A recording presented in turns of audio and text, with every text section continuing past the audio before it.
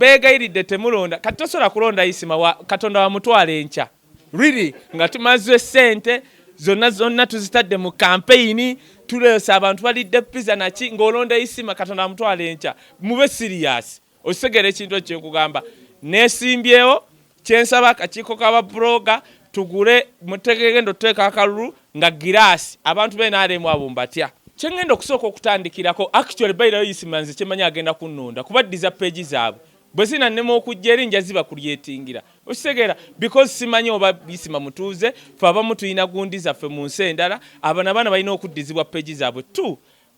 ekisinga obukulu kyenjagala okukola kasita president yayogedde ku kye bayita ababloga kati it's time omwana bloga abenga nsolo mwogera nga mulobingira ebyaddala okumulobingira eyo ministry ya kati ya health erimu sente zaffe nga babloga okimanyi nti dana atune aina bilioni 5 kusensitizinga covid nene ekikumi n'ekimu talina muntu gwakiwa kati njagala muwandikira nga nfuse president come next Wednesday muwandikire mugaye waziganira ngenda kudda kudirisa lye mugambe sente andage sente bamawule kibaziwa ewasale tewakyali sente oba bazimugana oba bakola ekyo vola akamilioni bamuwadde milioni 2 newunye ne kamilioni ezo milioni 2 ng'ozimpa eggulu nandizikanyugidde zimpadde milioni 2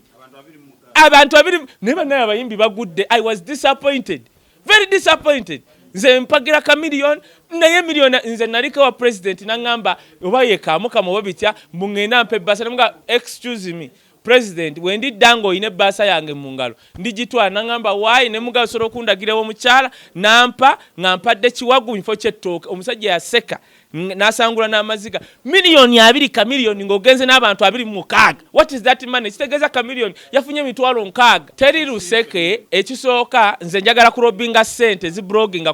ezibelonginga kuba bloggers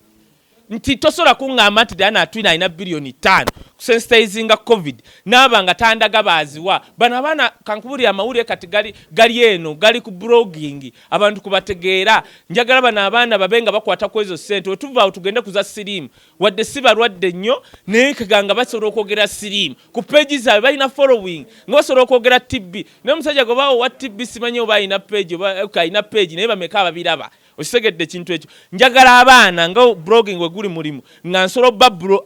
obalobingira nga babikola yes of course nsolo gamba 10% sigala mu association enda ne babikola kyenjagala okukola anti kuba mugezi wetwanywera amato mutali mazzi gwakulya ku mwogo gundi mubisinga omeketa tolaba njawulo bino si bigwe bino si byakusamira nti jangu osamiremukko bino bya bukozi chovola watuli wano tetukatigo omanyi kye kitutta okutuula wano naye kakati labayo nze ensi yonna emmanyi nti Wisdom tavuma Bobi Wine simanyi Wisdom bitya gwe tonkubako bisiraani nze mpagira President Museveni otegera kye mugamba mpagira NUP wekola ekitya kakati kankubulira ekintu kimu wakko tewalabye Bobi Wine nga asayininga $1 million mukaaga kati mbuulirayo Munnayuganda eri asayininze temumanya kwogera ku bantu lwaki nga simuwaana I salute Bobi Wine. Bobi Wine wafuka president wa Uganda tagenda tumenya kulongoosa nyumba y'entebe why lindako enyumba yokka yemagereze state house omanyi nti Bobi Wine afuka president wa Uganda asobola twala emyaka 2 nga tayingiranga ntebe ngali magere ate kakati n'ennyumba ya muganda wenga agifudde command wali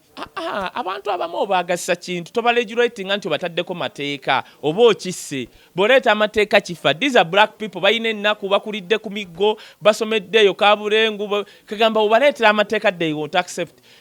gundi entice them bagayire katukole kino nze sikiriza muntu kugulira mateeka omufugaawo tajja bikola naye mutuulamu n'ogamba mbana mmanyi tukendeze kukuwemula tebajja tutegeera bulungi simple as that actually mubali wano bwe mulabye baba nze nzina YouTube channel yange page yange kwenjogerera kakati YouTube channel yange ngongamba siri blog obolike